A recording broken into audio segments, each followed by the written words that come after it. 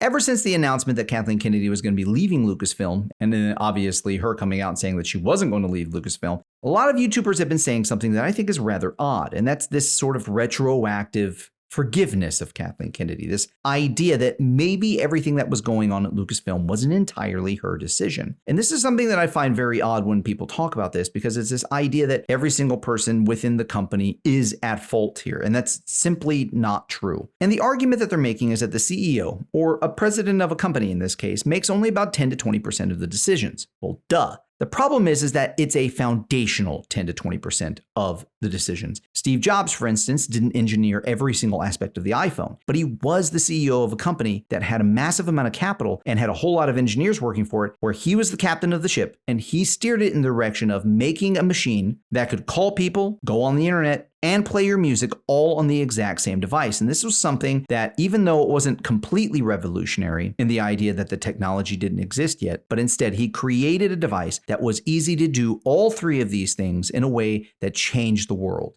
These are not three separate devices. This is one device.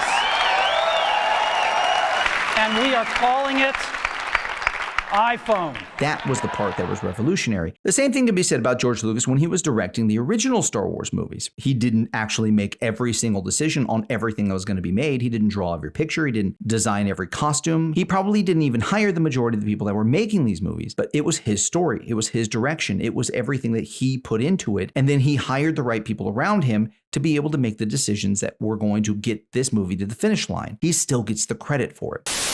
We now return to the communists. The idea that that only came from George Lucas, that only George Lucas holds the key for what we understand to be Star Wars, is just untrue.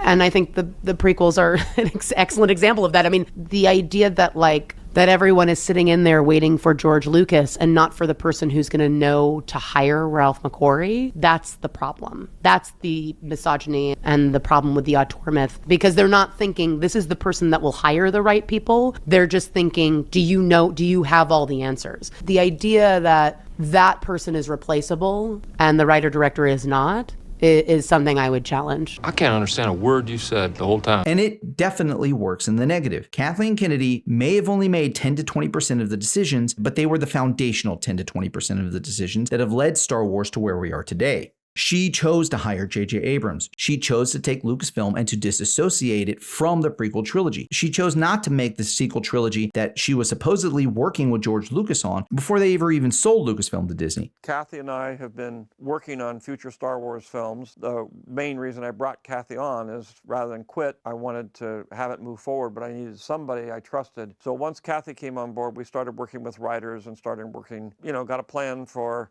7, 8, and 9, which is the end of the trilogy. She's the one who decided to inject modern, divisive, and controversial politics into these movies, and she chose to make the sequel trilogy, the flagship movies of this brand, without a plan, without an outline, and choosing different directors to put their own take on each of these movies. That's the foundational elements that ruin this brand. That's the foundational elements that destroyed Star Wars. So this is one of those things that I just don't understand. We need to stop saying this about her. It absolutely is her fault. And this isn't anything to knock her about her abilities as a producer. She might actually be the best producer that's probably ever been in Hollywood, and that might be true. I mean, she's been the producer on some of the greatest movies of not only my childhood, but the childhood of the last 3 generations. But a producer is a very different thing than an auteur. It's a very different thing than a visionary. A producer is a person who takes a visionary's ideas and makes them manageable, affordable, hires the right people, gets the right companies, and gets everything and fits it into this box so that way when all of it is said and done, the movie actually gets made. That's what a producer does. The producer doesn't dream these things up. The producer doesn't take a company in the direction that's going to create these wonderful and amazing things. Instead, the producer is somebody who takes all of that vision and puts it into something realistic. George Lucas is a visionary. Steve Jobs is a visionary. Kevin Feige is a visionary. These people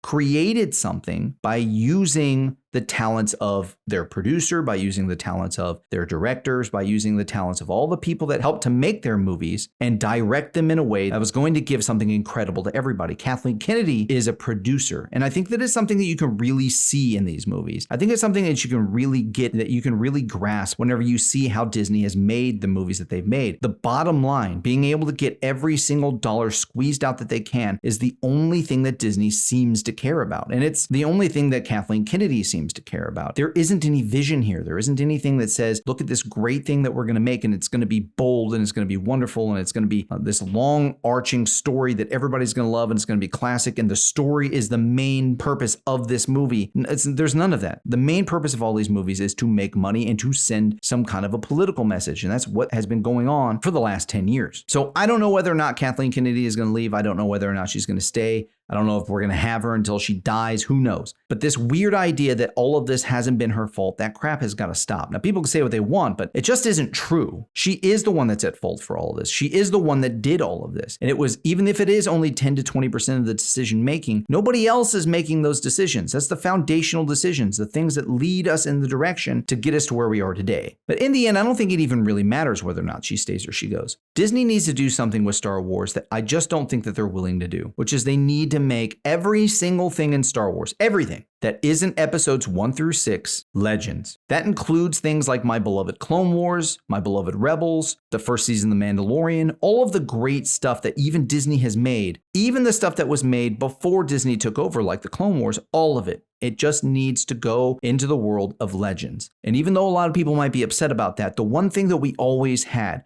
from 1977 to 2005 was that we had a solid story where it didn't matter if other video games are coming out, books, or even comic books. Nothing that came out did anything to change the canon. The canon was solid. But we had these 6 films and nothing out there was going to touch them. And I think that we need to get back to that. I think that we need to get back to the idea that all roads don't lead to Rey. We need to get back to the idea that the books and the movies can just be the take of the person that's making them. And that really opens up a lot of avenues for Disney. It allows them to be able to make a whole bunch of different stories that can contradict one another. And maybe that'll make some people mad here and there. But for the most part, you can always just say that these are legends, so it doesn't really matter. And then whatever it is that's truly good, that people really buy into, that go and they watch in droves, Disney can simply say, okay, well, since this is something that's very popular, let's go make more of this. You know, Rogue One really did have this right. A lot of people were up in arms about this, but when Rogue One came out, it came out as Rogue One, a Star Wars story. And in my opinion, that was one of the smartest things that they ever did. It was this idea that you can delineate between the movies and then the stuff that's not the main storyline. I think that it benefits every single thing in Star Wars that's been made by Disney. Anything that is not the original 6 movies, it can just be called a Star Wars story. Just make it legends and then let's be done with it. I think it's something that would really help out. And until they're willing to do that, until they're willing to retcon everything that they've made and say, okay, even though we put all this money into this, even though we made all of these things, this is not going to actually be the main story. Until they've done that, it's just going to stay ruined. And I'm not entirely sure that they'd ever be willing to do that. It might be an easy fix to simply say all of this stuff isn't canon, but I just don't think they're willing to do it. Anyway, that's all I've got for you today. I hope I've earned your subscription today. I'm the Germexican. God bless you. Thanks for watching,